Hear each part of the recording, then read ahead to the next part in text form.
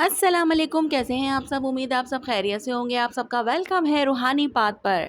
तो जनाब, ये सवाल मुझसे बहुत बार पूछा जाता है कि डीएम को कब रियलाइज़ होता है कि डीएफ ही उसका ट्रू लव है, या फिर डीएम को कब रियलाइज़ होता है कि डीएफ ही उसका ट्रू लव है। तो इस टाइप के जो है वो क्वेश्चंस मुझसे बहुत बार पूछे जाते हैं। तो आज की वीडियो में मैं आपको इस सब का जवाब देने वाली हूँ कि डीएम को कब जो है वो फ़ील होता है, कब रियलाइज़ जो है वो करता है कि डीएफ ही उसका ट्रू लव है। फिर चाहे उसकी जो भी सिचुएशन हो, हम यहाँ पर रियलाइज़ेशन पर बात कर रहे हैं, ठीक है? क्योंकि ट्विन फ्लेम जर्नी में सबसे ज़्यादा जो सवाल डीएफ के दिल में होता है ना, वो यही होता है कि डीएम कब समझेगा कि मैं ही उसका ट्रू लव हूँ। ये सवाल इसलिए भी हैवी होता है क्योंकि डीएफ यूजुअली पहले ही अपनी फीलिंग्स को समझ चुकी होती है, जबकि डीएम कंफ्यूज और डिस्टेंट और अवॉइडेंट होता है। इस वजह से डीएफ को लगता है कि शायद डीएम को कभी रियलाइजेशन होगी ही नहीं।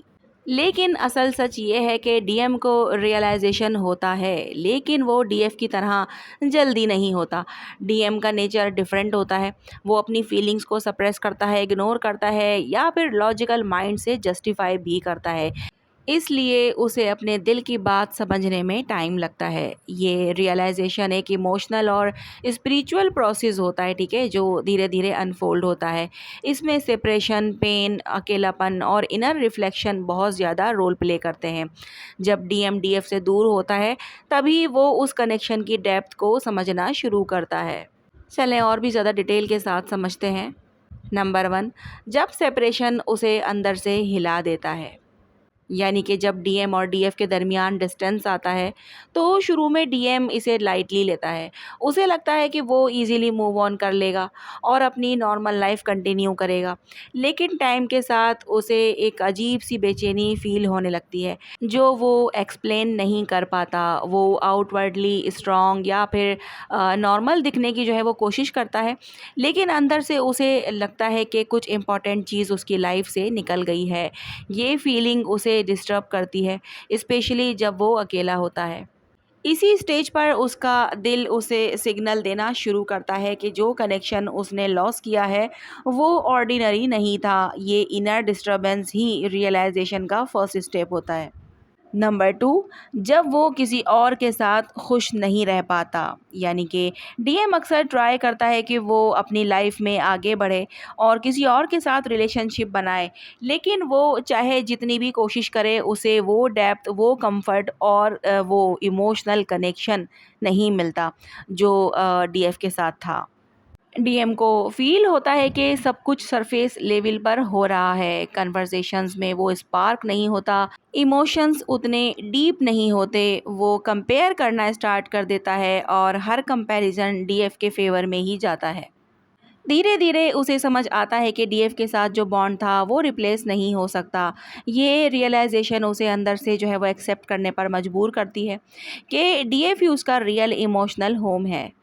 नंबर थ्री, जब उसके अंदर सप्रेस्ड इमोशंस उभरते हैं, यानी कि डीएम का सबसे बड़ा पैटर्न होता है अपनी फीलिंग्स को दबा देना। वो अपने इमोशंस को इग्नोर करता है, डिस्ट्रैक्ट होता है या बिजी रहता है ताकि उसे फील ना करना पड़े। लेकिन ट्विन फ्लेम कनेक्शन इतना पावरफुल होता है कि वो इमोशंस परमानेंटली सप्रेस नहीं हो सकते। जब डीएम अकेला होता है या लाइफ में कोई साइलेंट मोमेंट आता है, तो उसके अंदर की फीलिंग्स उभर कर सामने आती हैं। वो यादें, मोमेंट्स और डीएफ के साथ गुज़रा हुआ वक़्त उसके दिमाग में रिपीट होने लगता है। ये सब उसे फ़ोर्स करता है कि वो अपने दिल की बात को इग्नोर ना करे। इसी इमोशनल रिलीज़ के थ्रू रियलाइज़ेशन स्ट्रॉन्ग होती है, ठीक है?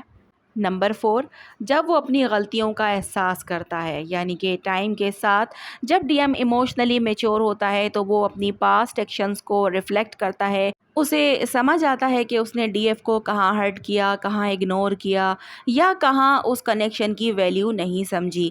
ये रियलाइजेशन उसे गिल्ट फील करवाता है, लेकिन ये गिल्ट नेगेटिव नहीं होता बल्कि ग्रोथ का साइन होता है। वो अपनी मिस्टेक को एक्सेप्ट करता है और समझता है कि उसने क्या लॉस किया है। इसी स्टेज पर उसका ईगो धीरे धीरे ब्रेक होता है और वो इमोशनली ओपन होना स्टार्ट करता है। ये एक्सेप्टेंस ही उसे ट्रू लव का रियल मीनिंग समझाती है, ठीक है?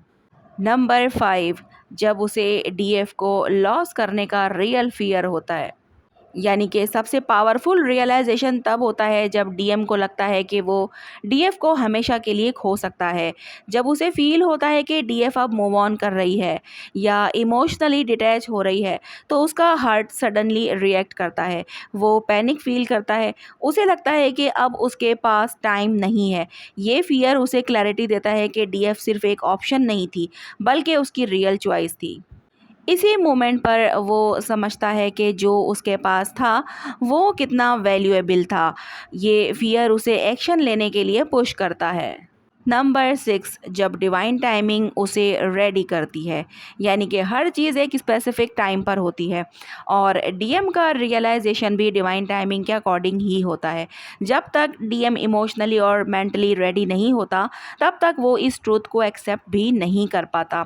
लाइफ उसे डिफरेंट एक्सपीरियंसेस से गुजारती है, कभी हार्ट ब्रेक, कभी नाकामी, कभी अकेलापन, ताकि वो अपने अंदर ग्रो करे। जब वो अंदर से रेडी होता है तभी उसे क्लैरिटी भी मिलती है। इसलिए डीएफ चाहे जितना भी वेट करे या फोर्स करे, रियलाइजेशन अपने वक्त पर ही होता है।